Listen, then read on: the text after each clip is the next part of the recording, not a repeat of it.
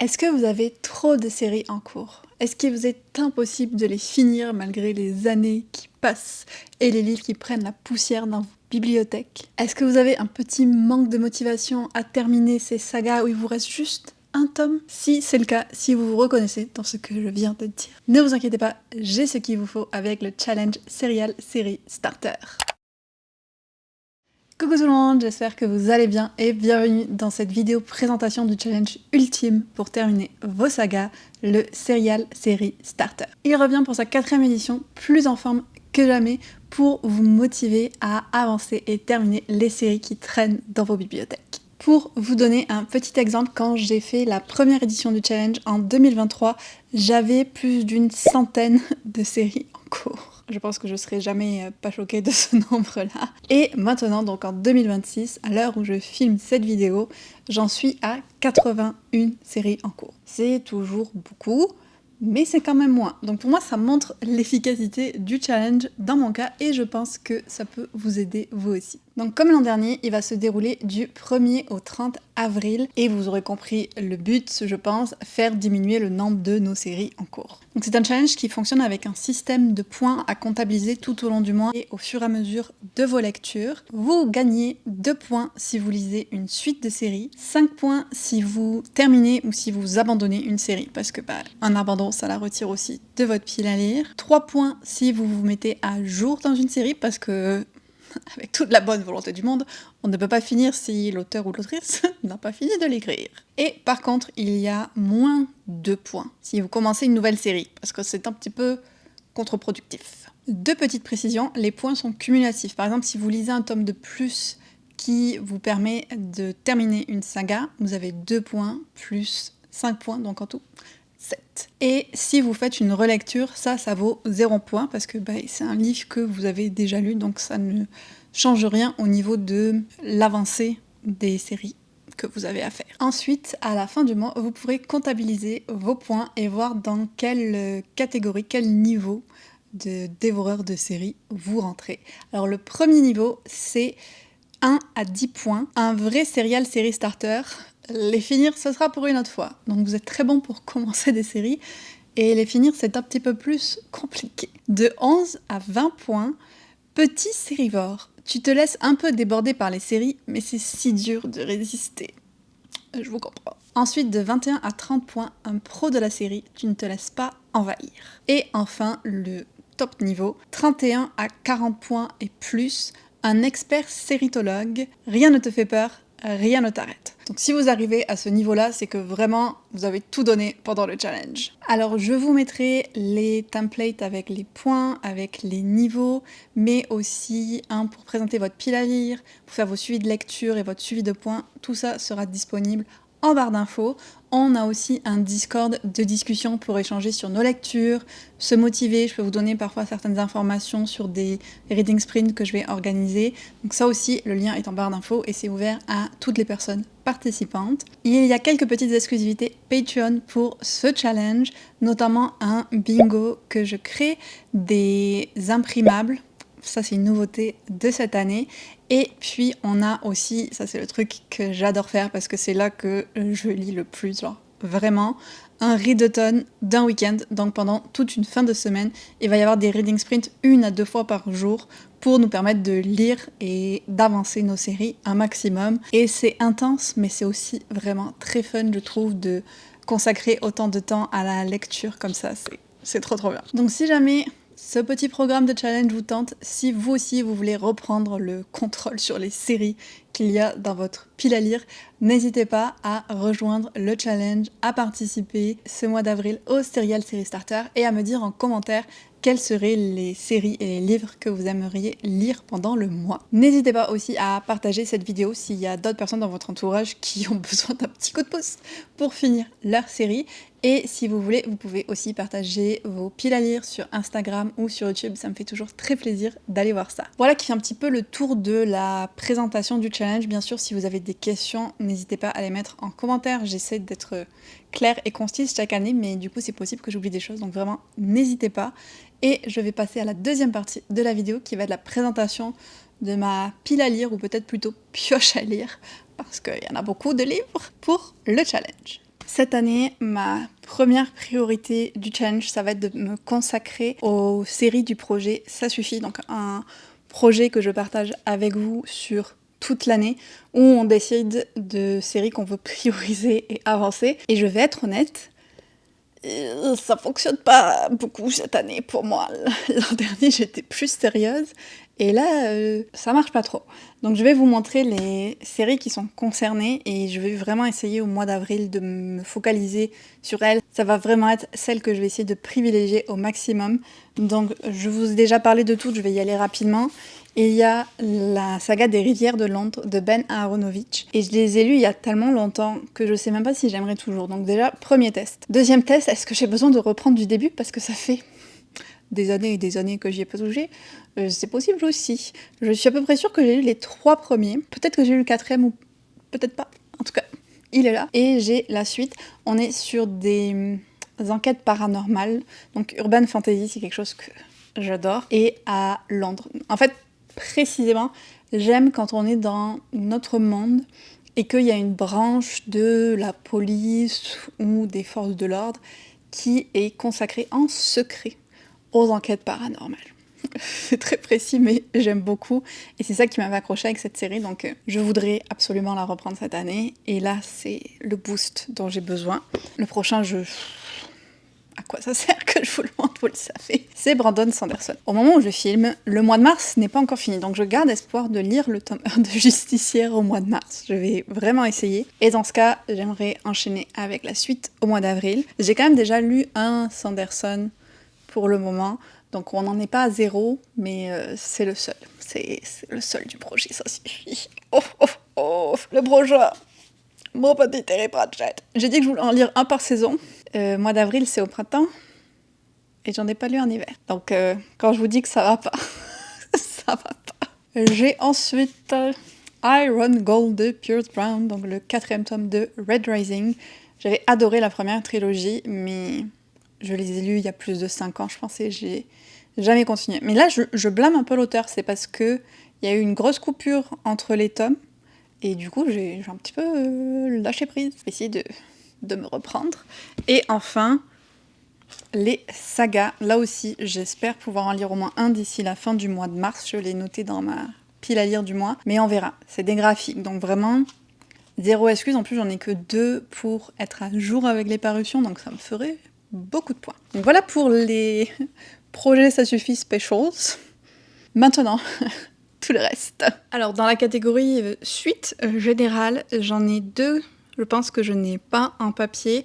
Il y a le 4e tome de Nevermore qui va sortir début avril au Canada, donc...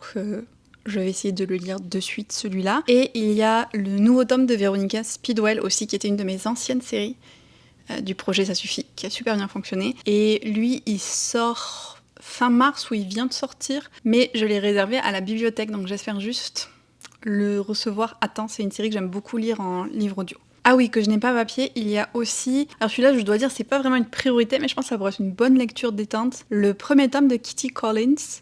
J'avais lu quand j'étais à Édimbourg le 2e tome, qui était I Bet You'd Look Good in a Coffin, sur une femme tueuse en série d'hommes. Et je vous l'ai déjà dit plusieurs fois, le Female Rage, Female Revenge, j'aime beaucoup, ça me défoule. Donc j'ai commencé par le 2e tome, la série, il faudrait que je lise le 1er. Et puis j'ai une série Cozy Mystery, Les Thés meurtriers d'Oxford, qui est quand même assez connue. Et j'ai lu le 1er tome il y a 4 ans à peu près. Donc ce serait quand même pas mal que je continue, n'est-ce pas? Maintenant, ce que j'ai physiquement dans la file à lire, il y a parmi les Fleurs embrasées, qui n'est pas très gros pour un Samantha Shannon, quand on voit ce qu'elle fait d'autre. Ouais, il fait moins de 300 pages. Donc lui, je devrais pouvoir le lire en 1 ou 2 journées. Est-ce que c'est une suite où ça se passe aussi avant Le Prieuré de l'Oranger, je suis plus sûre... Ah bah c'est écrit. C'est écrit en gros.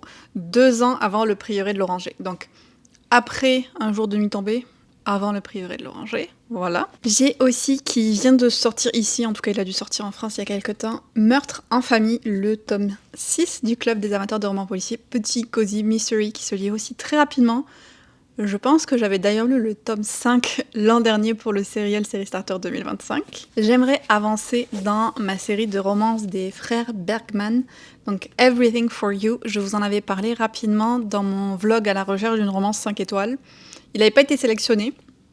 Peut-être que quand je le lirai, je regretterai cette décision, mais je pense que je vais passer un très bon moment avec. Dans tous les cas, c'est une autrice que j'aime beaucoup en romance. En parlant de romance, mais dans un genre complètement différent, j'ai pris un petit peu de retard avec les Ice Planet Barbarian. J'en ai 2 à lire, donc j'aimerais bien rattraper mon retard. Ce sera peut-être l'occasion de faire un autre vlog romance what the fuck pour mes Patreon, je verrai. Dans la catégorie suite que je pensais pas qu'elles allaient exister, The Brightness Between Us, qui est la suite de The Darkness Outside Us que j'ai lu il y a au moins 7 ans, je pense, que j'avais adoré, qui était présenté comme un stand-alone, puis l'auteur nous a poupé une suite comme ça. Mais comme j'avais vraiment adoré le premier tome, je veux essayer. Et je suis très curieuse de voir vers où l'histoire va aller, en fait, vu comment se terminer le premier. Ça me permettrait aussi de finir la série, à moins qu'ils décident encore de sortir une suite des abysses. Je ne sais pas. Le prochain livre, je vais le lire au mois d'avril, si il est voté par mes Patreons, parce que c'est un candidat pour notre lecture commune du mois, et il s'agit de The Undercutting of Rosie and Adam, le 3e tome dans l'univers de Heart and Mercy. On a lu les 2 premiers ensemble, donc celui-là j'attendais qu'il sorte en français pour qu'on puisse aussi le lire, et j'ai très très hâte. On est sur des rom-com fantasy tellement bien écrite de Megan Bannon. Oh, j'avais adoré Heart and Mercy. Le 2e tome sur Twilight and Frank, j'avais beaucoup aimé, mais un petit peu moins. Mais celui-là, je sens que je vais adorer Rosie. Je l'ai beaucoup aimé dans les aperçus qu'on a eu dans les autres tomes, et j'ai hâte. Et sinon, le dernier, vous allez pas être surpris, c'est sûr. Je veux continuer à avancer les Dungeon Crawler Carl pour être prête quand le nouveau tome va sortir. Nouveau tome qui a d'ailleurs été avancé. Et donc, j'ai fini le tome 5 il y a peu. Je suis prête à attaquer le tome 6, The Eye of the Bedlam Bride. Oh, cette série est incroyable. Mais l'épaisseur de ce livre, combien il fait de pages? On va essayer de pas spoiler. 800 pages.